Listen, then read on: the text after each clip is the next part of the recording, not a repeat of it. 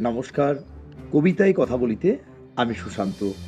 আজ পরিবেশন করছি কবি শঙ্খ ঘোষের লেখা 'মেঘ'।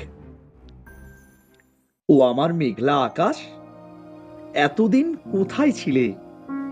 এত যে রাত্রে দিনে ডাকছি সবাই মিলে। চোখে জল ঝরছে নোনা, কিছু কি দায় মানো না? দিয়ে যাও এক ঘুঁটি জল আমাদের শুকনো বিলে।